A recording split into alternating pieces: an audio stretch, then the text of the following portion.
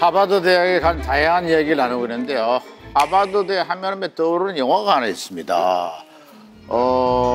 아시죠? 러브 스토리. 이게 딱 노래를 딱 들으면 딱 떠오르잖아요. 바로 네. 눈에 딱 넣어가지고 파닥파닥 거리다가 영화 러브 스토리. 뒤로 막 널브러지고. 뒤로 해. 저희는 그 세대가 아니에요. 그 장면을 몰라요? 저희는 러브 스토리인 하버드 세대입니다. 이터널 선샤인. 러브 스토리는 이거지. 얼마나 네, 아름다운지. 뭐 여튼간에 네, 미국 동부에 가시면 하버드대를 구경하러 가시는 분도 꽤 많은데요. 하버드대는 매년 800만 명 이상이 찾는 관광 명소이기도 합니다. 네. 근데 그 한때 이 하버드대 새벽 4시라고 해서 이게 굉장히 유명했었어요. 이 새벽에도 밤샘 공부하는 하버드대생들의 사진이 화제가 된 적이 있는데요. 근데 학생들이 정말로 그렇게 밤늦게까지 공부를 하나요? 실제 저 사진은 그 학부생들 라몬트 도서관 사진이고요. 저 사진의 진위 여부에 대해서 말이 많았습니다. 하버드에는 도서관들이 매우 많기 때문에 어떤 도서관은 24시간 여는 도서관도 있고 도서관마다 운영 시간이 다 다릅니다. 어쨌든 하버드의 시험 기간이 2주 정도 되는데 고난과 통곡의 시간이라고 합니다. 네. 하버드 대학교 2021년에 입학한 데이비드 곽이라고 합니다. 네. 작년에 그 TV조선 대학가요제에 출전했던 하버드 수학과 진학에 성공한 미국에서 온 천재 곽동현!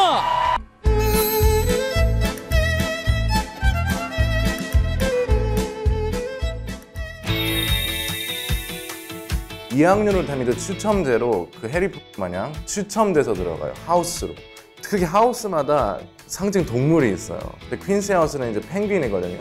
그래서 펭귄 스티커하고 뭐 펭귄이 그려져 있는 티셔츠하고 뭐 그런 티셔츠를 축제에서 받고 입고 계속 그러는데 그 소속감이 되게 크죠. 동아리 뭐 박람회 같은 게 있거든요. 그래서 그런 데를 이제 보면서 나는 어떤 동아리를 해볼까? 인기 있고 되게 수요가 많은 곳은 이제 컨설팅 학회, 뭐 금융 학회, 뭐 스타트업 창업 학회, 뭐 이런 데들이 이제 사람들이 학생들이 많이 가고 싶어하는 곳이에요. 왜냐면 그게 이제 나중에 직업하고 직결되기 때문에 같은 반에서 만나는 친구들보다도 학회에서 만나는 사람들이 좀 사회에 진출해서도 꽤 오래 지속되는 걸로 저는 알고 있어요. 저도 처음에 가서 놀란 게 보통 하버드대 하면은 그냥 공부벌레 이렇게 이미지만 있잖아요. 그런데 각 기숙사마다 이렇게 특색 있는 파티도 있고 이벤트가 행사가 있더라고요. 그래서 대표적인 그런 캠퍼스 커플이 있죠. 페이스북 창업주 마크 저커버그랑 그 아내 프리실라 첸도 기숙사 파티에서 만났다고 그럽니다. 실제로 가보니까 매일매일 그런 유명인사들이 캠퍼스에 방문해 뭐 세미나나 포럼, 스터디 그룹 등을 진행했습니다.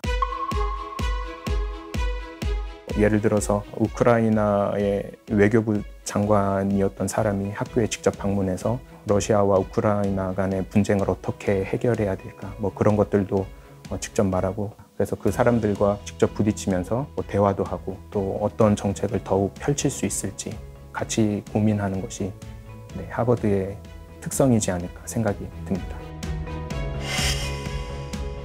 유학이라는 게 어딜 가든 엄청나게 비싸다라고 알려져 있는데 하버드도 뭐 만만치 않을 것 같은데? 기본적으로 비싸겠죠. 미국 사립대학교가 다 비싸잖아요. 주립대학교는 좀 저렴해도.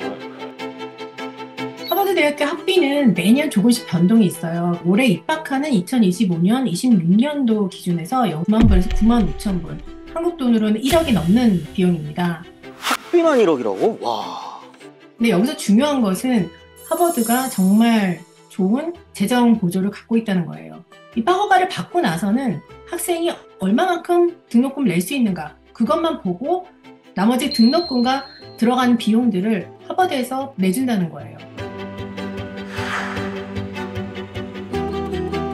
사실 하버드대 가보시면 그런 건물이나 각종 기념비나 이런 데에 그 기부의 그 흔적을 곳곳에서 찾을 수 있어요. 이거를 만회했구나. 네. 여기 어딘지 아십니까? 하버드를 대표하는 와이드너 도서관입니다. 1912년에 타이타닉호 유명하잖아요, 타이타닉호. 타이타닉호가 침몰했을 때 사망한 해리 엘킨스 와이드너라고 하는 사람을 기리기 위해서 지어진 도서관이라고 하는데 어머니가 이 아들의 모교인 하버드에 무려 350만 달러. 지금으로 치면은 1,200억 정도 된대요. 와, 저때 당시에. 그래서 이 덕분에 세계에서 가장 큰 대학 도서관, 이 도서관을 만들 수 있었다고 합니다. 아까 이제 뭐 기부의 역사 그런 흔적들이 많이 남아있다라고 하잖아요. 1학년 기숙사, 이게 스트라우스 홀이라고 부르는데 앞서 그 마찬가지 어머니가 아들을 기리기 위해서 기부한 것처럼 자, 이 스트라우스 홀도 타이타닉 희생자의 가족이 기부한 겁니다. 영화 타이타닉 보면 노 부부가 우리는 따로 배에 타가지고 탈출하고 이러고 싶지 않다 그러면서 침대에서 이제 생을 마감하는, 근데 그 아들 셋이 전부 하버드를 다니고 있었습니다. 그때 이제 그 부모님의 애틋한 사랑과 이런 마음들을 기리기 위해서 모교의 기부금과 함께 기숙사를 기증을 했다고 합니다. 사실은 이제 대학의 기부라고 하면은 우리 생각에는 우리는 입시 경쟁이 워낙 치열하다 보니까 기부금 입학 뭐 이런 거 돈 주고 들어왔어 뭐 이런 약간 안 좋은 부정적인 이미지가 있는데 사실은 미국 대학이 전 세계 최고의 대학들이 뭐 하버드뿐만 아니라 예일도 마찬가지고 스탠포드도 마찬가지고 그런 데 있어서는 이 기부거든요. 이 기부금을 통해 가지고 대학의 재정이 넉넉해지니까 그걸 통해서 좋은 교수들 유치하고 장학금 많이 주면서 전 세계에서 좋은 학생들을 데리고 와가지고 학교가 발전해 나가는 요 선순환, 이 미국 자산가들의 이 기부 문화, 이게 이제 하버드를 비롯한 미국 대학들을 세계 최고의 수준으로 올리게 된 가장 큰 원동력이 되는 거죠. 자, 이번에요 또 한 명의 유명인을 만나보도록 하겠습니다. 이분 또 하버드 출신인데 힌트는 왕관입니다. 왕관. 자, 누구죠? 왕관이면 왕관이면 예쁘죠. 힌트가 너무 쉽지 않아요? 코리아 출신 하버드를 졸업한 금나나 씨입니다. 네, 금나나 씨는 2002년 미스 코리아 진에 뽑혔을 당시 최초의 의대생 미스 코리아라는 수식어가 항상 따라다녔습니다. 그러다가 갑자기 의대를 중퇴하고 하버드에 입학했다는 소식이 들려오죠. 하버드대 생화학학사로 졸업한 뒤 컬럼비아 대학교에서 석사를 취득하고 다시 하버드로 돌아가서 영양학과 질병역학 박사까지 딴 엄청난 엘리트인데요. 지금은 모 대학 교수로 후학을 양성하고 있습니다. 어릴 때부터 이분이 똑똑했나요? 생각 외로 IQ는 낮았나 봅니다. 그래서 콤플렉스가 좀 있었다고 하는데요. 이제 외고 과학고라고 하면 어릴 때부터 굉장히 큰 수재, 그다음에 아니면 천재 소리를 듣는 친구들이 많이 갔을 거 아니에요. 근데 금나나 씨의 IQ가 평균 수준이었던 겁니다. 그래서 그 콤플렉스를 극복하기 위해서 학창 시절 원흉 탈모까지 올 정도로 죽기 살기로 공부를 했다고 하네요. 와, 아니 근데 그렇게 노력해서 의대를 갔는데 이제 하버드까지 가게 된 거잖아요. 정말 대단한데 근데 왜 갑자기 잘 다니던 의대를 그만두고 유학까지 가게 된 거죠? 이분이 이제 미스 코리아가 됐으니까 미스 코리아다 하면 세계대회 나가잖아요. 미스 유니버스에 도전하는 거예요. 근데 이제 가면 영어 인터뷰도 하고 그래야 되니까 아무래도 원어민이 아니잖아요. 그래서 막 예상 질문 답변 다 뽑아가지고 막 외우고 이랬다는 거예요. 그래서 인터뷰를 되게 잘해가지고 인터뷰에서 제일 높은 점수를 받아서 미스 퍼스널리티 상을 받아요. 퍼스널리티니까 뭐 인품도 좋고 뭐 성격도 좋고 지적 능력도 있고 매너 좋고 뭐 이런 평가를 받아서 상을 받았는데 중요한 건 본선 입상을 해야 되잖아요. 결국 입상을 하지 못했죠. 아니 인터뷰를 그렇게 잘했는데 왜 본선에서 인상을 못한 거죠? 금나래 씨 본인이 밝히기는 본인이 미스 유니버스 대회 나가 보니까 해외에서 우리나라의 입지와 자신의 한계가 어떤지 깨달았다. 아하. 내가 능력을 키우지 않으면 이거를 극복이 안 된다. 내 경쟁력을 키워야 되겠다. 뭐 이런 생각이 들었다는 겁니다. 그래서 이제 우리나라 돌아와가지고 아 나는 아이비리그에 가야 되겠다. 이렇게 마음 먹고 5개월 만에 하버드 합격증을 따냈다. 5개월 만에. 미국 수능이라고 할 수 있는 그 SAT는요 보통 한 3-4번 정도를 보거든요. 근데 금나나 씨는 2번을 봤다고 해요. 그래서 처음에는 너무 급하게 준비해서 그 만족할 만한 점수를 못 받았는데 두 번째에 고득점을 획득해서 하버드와 MIT 등 미국 명문대에 동시 합격했다고 합니다. 두 번째만. 한국 학생들은 사실 그 미국 학생들에 비해서 수학하고 과학을 굉장히 잘해요. 아 그래요? 그렇죠. 근데 금나나 씨도 그 과학고 출신이다 보니까 그러네. 네, 수리 과학 영역에서 2번 다 만점을 받았다고 합니다. 만점? 2번 다? 수리 과학 영역에서 만점을 받았다면 대학 생활도 뭐 쉬웠겠네요. 시험 점수랑 학교 생활 적응하는 건 또 다른 문제잖아요. 본인이 밝히기로는 하버드에서의 생활이 악몽이었다. 이렇게 이야기를 했습니다. 왜냐면 이분이 이제 국내 순수파 영어 실력이 조금 떨어졌었던 것 같아요. 그래서 입학 후에 영어 시험을 한번 쳐가지고 그거를 한번 평가를 하는데 거기에서 최저 레벨이 나왔다.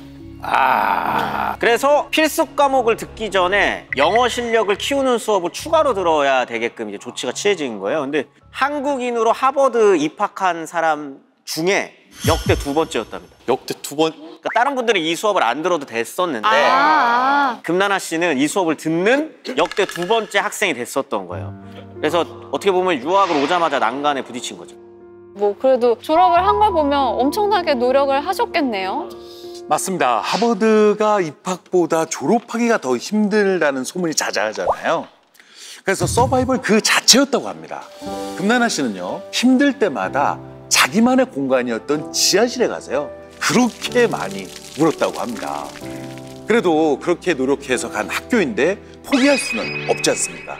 그래서 스터디 그룹을 만들고요, 조교들을 졸졸 따라다니면서 모르는 건 또 묻고 또 물어서요, 끝까지 노력한 끝에 1학년 1학기 성적으로 올 A를 받게 되고요, 상위 10% 학생들에게만 주어지는 디튜어상도 받았다고 합니다. 디튜어는 뭐예요?